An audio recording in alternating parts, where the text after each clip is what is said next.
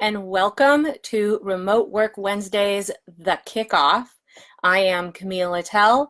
I am from the website More Than a Wheelin' and from the school, Remote Work School. And I just want to welcome you to Remote Work Wednesdays.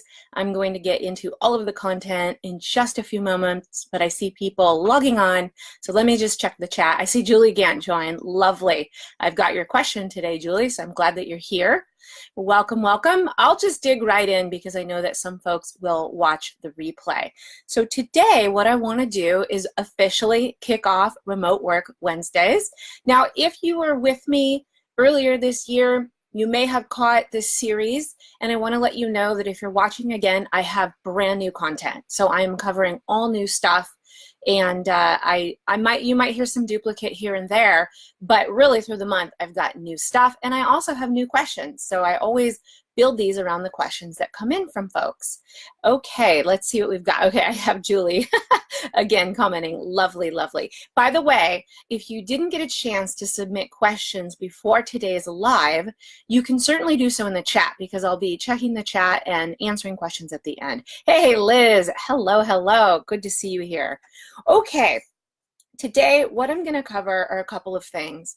One, I'm going to start off by talking about the seven different pathways into remote work. This is something that so many people ask me, and from all the different questions and all the different interactions I've had with folks, that I put together an actual email series talking about these different pathways. So after today's chat, I will link to that so that you can get the written version of today's chat if you don't already have that. If you do already have that, what I want to encourage you to do is go back through it if it's been a while. Dust it off because you're in a new phase of your remote work journey, and that content might be more relevant to you now than it was maybe a few months ago if you've had it then. Okay, I see Pam just joined. Wonderful, thank you for joining me today. And by the way, in case you don't know me, so far everyone here does know me because I recognize your names. Just let me back up a little bit. I have been on the road now. It's almost 3 years. It'll be 3 years in August, so I'm just a couple months away from that. And my husband and I walked away from long-term corporate careers. He had been at the same company for almost 20 years. I had been there for almost 11 years, plus all the years in corporate before that.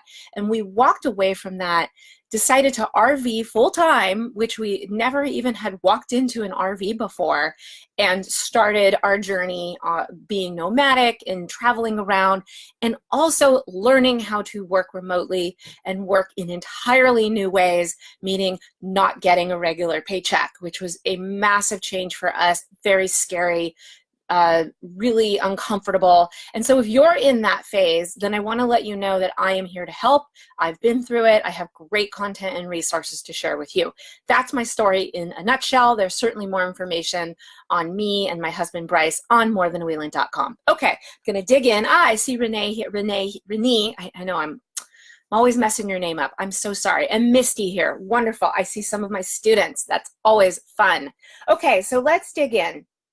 Actually, I have a really fun announcement as well. I've actually hired a couple of people, and I'll be introducing those people over the course of the month. But today, who I want to introduce to you is Reed Fry. Now, Reed is someone who came to me almost over a year ago, wanting to really get into remote work. And I have seen him make such a huge transition from the type of work he was doing before, which was full-time corporate style work, to now freelancing and taking on all these projects. And Reed has been with me on and off working on different projects over the last year. And so Reed is now going to be my community manager, which means you're going to see more of him here and over in the remote work journey group, sharing resources, answering your questions, just so that I can have more of a consistent reach with you guys. And it's not always just me, but you have another resource to go to. So you'll be seeing Reed as well. All right, let's dig in today to the 7 paths, and then I'll get to your questions.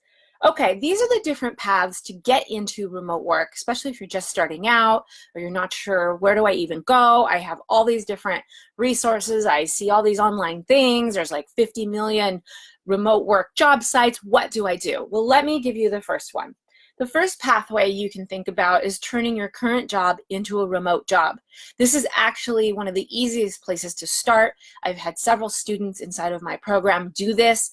A lot of people think they could never make their current job remote, but it actually can work if you know what to say to your employer and how to position it. I have resources for that, so I'm not going to dig deeper on that today. But again, I'll drop some links into the chat, but don't rule it out. I've had a lot of people come to me and say it would never work, and then it totally works and they're still doing it. The next path is to start getting your feet wet with a side gig, meaning picking up a couple of extra hours a week just to get your experience in remote work. Now, there are different places you can do that, different websites like online job boards like Craigslist or Angel.co. There are so many, and again, I have resources for all of this because I could sit here and list job sites all day, but you want to just look for some side work. Really, the easiest way is to look in your own network and ask some friends if you can just help them on the side remotely doing different things, maybe small tasks, just to help your friends out or people in your community. You get paid a little bit of money and you learn how to work remotely. That is a great way to get started. The third one is to freelance. And when I talk about freelancing, I mean using your current skill set.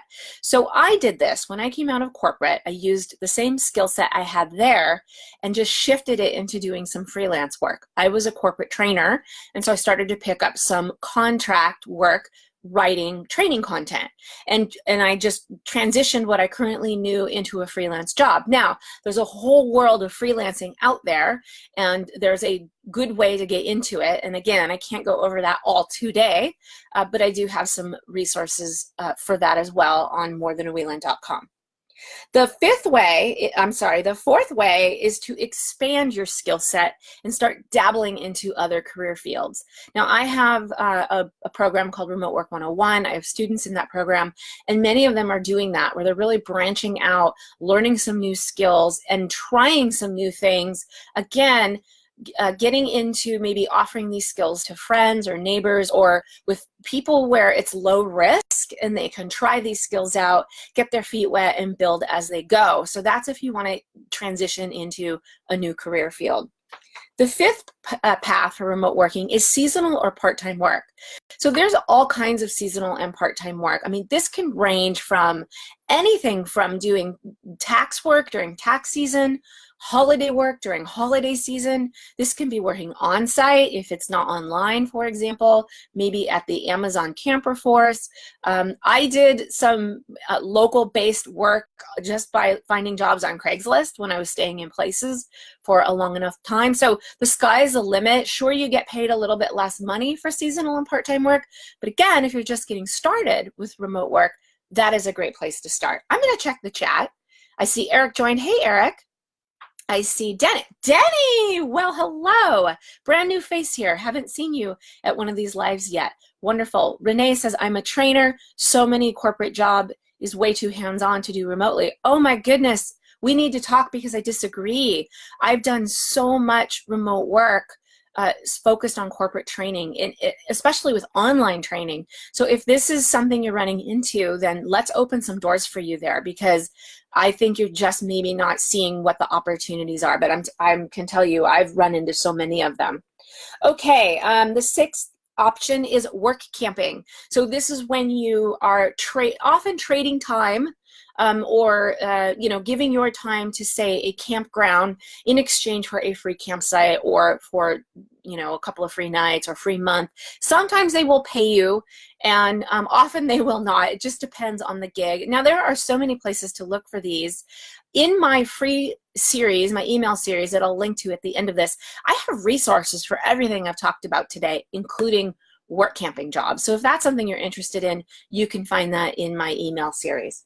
Now, the last way to go is to start your own online business. Now, that might be a really big jump if you are brand new to all of this, or if you're like me, I was used to a corporate job with a paycheck, stability, hours, the same location. So to go from that into starting an online business felt a little bit intimidating.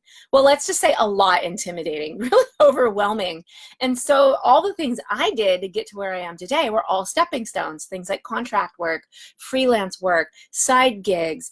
All of that led me to where I am today. I run an online business. That is what I do 100% of my time now. I don't do any more freelance work or seasonal or contract work because I've built this business up over time. So I have a blog that I run that makes some money. I don't actually use my blog a lot for income, but it does bring in some revenue. And I really do more online training, online courses, and coaching. That is where the bulk of my income comes from today. Now, my husband, he does something different. He does more financial consulting work. He works too online in More Than a Wheelin', but his other income stream is doing consulting work with the current skills he has, which is financial consulting. He also does some options trading, which he's going to write an article about very soon. That's in the stock market. Lots of big words I don't understand and can't explain to you. So those are the 7 paths. Let me check the chat. Renee says, Craigslist has been awesome for random jobs. I love Craigslist. I find so many job opportunities there. It is very underutilized, so I'm glad to hear you say that.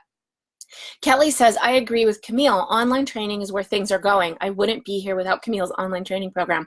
You're so nice. I love that. I have to say, Kelly is quite the superstar student. So the two of us together, I feel like, is the right she gives the credit to me and I give the credit to her. Let me put it that way.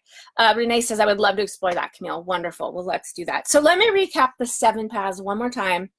Number 1, turn your office into a remote job. Number 2, start a side gig just for a couple hours a week. Number 3, freelance using the current skills you have. Number 4, expand your skills and start taking on jobs where you can develop those skills more. Number 5, do seasonal or part-time work. Number 6 is work camping. Number 7 is starting an online business. By the way, let me give you some examples of what those could be. Everything from blogging, e-commerce, subscription service, online courses. I mean, the sky is the limit here. You can do practically anything online today. I even know people who do architecture online. They do consulting engineering online. They do nurse consulting online where they're talking with patients. I mean, it's just really the sky is the limit. Okay, now then, let me get to your questions today. Let me bring it up on my phone because I had those up today. Here we go. I feel like I'm moving so fast, so if you have a question, slow me down. Okay, the first question comes from Julie G. You know who you are.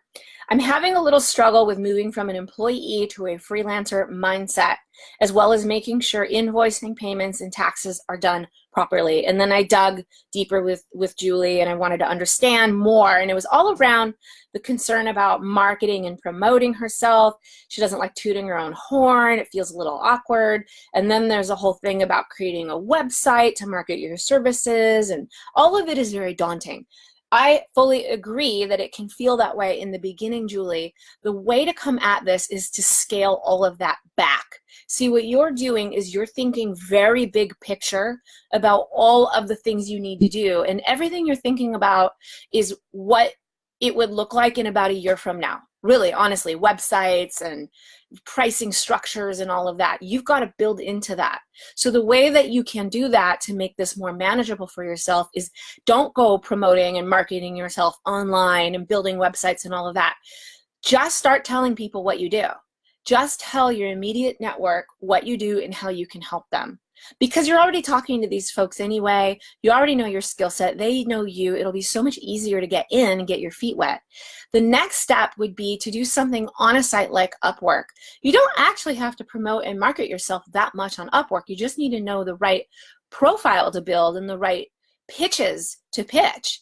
It's way less intimidating than trying to build your own website and market yourself with Facebook ads and all the other stuff that you might be thinking about. So I just want you to focus on those 2 things right now, although I have to give you a shout out because I know you just got a job recently, and so I want to congratulate you for that. So see, you're already doing it. But really the big takeaway is you're thinking so big picture, which is what is probably driving the anxiety. So just dial it back a bit and just do one step at a time. I hope that that is helpful, but ask me questions if you need more information. All right. The next question comes from Angie F. Angie says, I'm thinking about starting a subscription box business, but I'm wondering how I can continue that while I'm even traveling full time. Well, I have to be honest, Angie, I am not the subscription box guru by any stretch. I don't go with that business model. I find it intriguing, but I do know people who do it. In fact, I know about 4 different people who run subscription services from the road. They travel full time. I know it can be done. I believe that what you'll need to do is research third parties who can help supply you with the inventory. You shouldn't really need to carry inventory, although some people do. It just depends. Or you may want to work with partners that can supply the inventory for you. For example, I know someone who just started this in the RV space and is working with different people who have different products in the RV space to ship those in kind of a subscription box model. I don't know how it's working. I think they're brand new. And just because they're doing it doesn't mean you can't. It means there's a market. And so you really want to start researching that. Okay, next question. Ooh, I am rapid firing today. It comes from Renee again. So Renee, I got such a chuckle from this question because you said, my campground neighbors said to just quit my job and start looking for work like it's my day job, and you're struggling to figure out the runway money and working on my worksheets to get and working on your bank statements. Okay, I just laughed when I read it because your neighbors are hilarious. Just quit your job and fly like the wind. You know, it sounds so easy. You need to do what's right for you. That may not be right for you. You know, maybe what's right for you is keeping whatever income you have now while you research, figure out your runway, and figure out what's going to work for you. This is a process and it can take some time. And so I'm glad you're going through the worksheets. So what she's talking about is I've got budgeting worksheets in my program. And I think you saw today, Renee, I announced that I'm doing a new budgeting worksheet that has more dynamic costs in there that'll start helping you calculate. So I hope that will help you. But yeah, no, you're doing the right thing. That what you're doing is right. Don't quit your job and search full time. I don't know that that's the best advice for everyone. It works for some people, but if that doesn't feel right to you, I don't know that it is right for you. So I hope that helps. Let me check the chat. Okay, Jan, please tell me more about nurse consulting online. I don't know that much about it because I don't do it. However, there is a Facebook group that you might check into. It's called the Gypsy Nurse, and they probably have some resources around that. Heather joined. I'm afraid of tooting my own horn too. Us women are structured that way. 100%. I actually talk about this a lot in my program, which I'm not promoting today, by the way. I'm just mentioning it. It's not open. It's actually not even open right now. But yeah, 100%. And I work with women and men on confidence because it seems to get in the way. And what I tell people is don't think of it, and this will help you too, Julie. Don't think of it as tooting your own horn. You need to shift your thinking. Think of it as you are helping people understand how you can help them. And they're not going to know how you can help them unless you say, hey, I know how to do X, and it looks like you're struggling with X. Let me help you.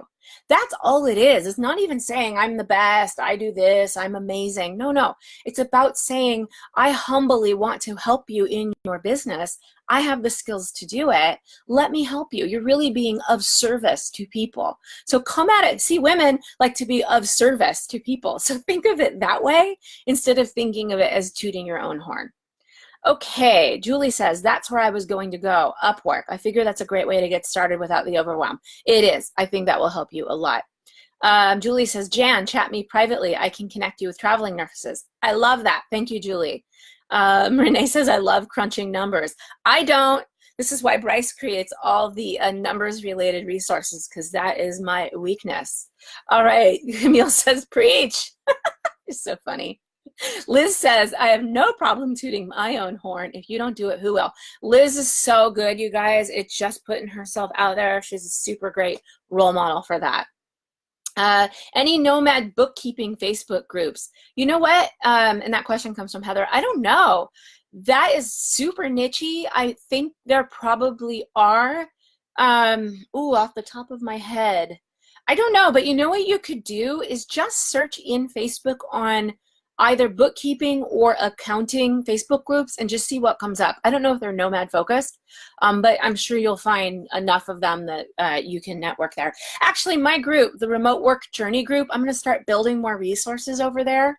So if you're in that group, that's good. Maybe I'll put some of that stuff in there for you. Okay, I got one more question from Anonymous. I'm not sharing this person's name because this one came through email, and when it comes through email, I go with Anonymous. Okay, this is an interesting situation. Anonymous says, I'm a cashier with an 8th grade education, although I'm smarter than most. I love that. But how am I going to get hired? What am I really going to do? So I'm going to be really honest, and I'm not going to sugarcoat this and say, oh yeah, you can go out there and get all kinds of jobs, because of course it's harder to get hired by a company without a college degree, much less a high school degree. Okay, so I understand the dilemma here. However, here's something really interesting, because this question really made me think this morning. You know, I just hired 4 different people for 4 different specialties recently. Do you know that I didn't even look at any of those people's resumes? It didn't even occur to me, because they came to me with their skill set. They quote unquote tooted their horn. They're like, Camille, I know you're struggling with this. I have this skill. Let me help you. We talked. I had them do some test work. I saw what they could do, and then I hired them. It didn't even occur to me to ask if they had a college degree or a high school graduation diploma. So this is what I want to leave with you. Sometimes it's important to have that. Sure, if you're going to apply to a corporation or a job where they want college education or whatever. But in this day and age, in the gig economy, when people are freelancing and there's a lot more opportunity out there, employers want skills. They don't want your degree. I mean, sure, it's nice, but it's not critical. And so if you can start marketing yourself in a way where people get to know your skills, that is going to get you further than you worrying about whether or not you have a degree. Just shift your focus. I'm promising you more doors will open than if you're just sitting there worried that no one's going to hire you. So you just need to get outside of yourself and start doing the work. And the email, the free email series that I have for you today will help you do the work. So that's really what I wanted to end with. Let me check the chat one more time. I'm looking at the time, 1:22. Liz says, I don't know Heather, but I have a friend who owns Open Roads Bookkeeping. I can connect you. This is why I love communities. Thank you, Liz. Julie says Liz Wilcox should give confidence classes. Yes, she should. She and I talked about that. I do have a confidence class too inside of my my course, but I'll tell you, Liz might have that market cornered because she is really good at that. Let's see. Jan says, what was the name of the Facebook group just for nurses? Called the Gypsy Nurse. Carolyn. Hi, Carolyn. Can you talk about pros and cons of working as a sole proprietor versus forming an LLC or corporation, maybe at different stages or phases? So, Caroline, I am not the expert. But I do have an expert, and I'm sure you'll find her. Her name is Heather. Wow, what is her name, you guys? I'm totally blanking. Well, she's called the Tax Queen. That is her website. She caters to nomads. She can get into that more, but I can tell you that an LLC, so a sole proprietorship is one where you own your own business, and it's individual, and you're using your own tax ID and all of that.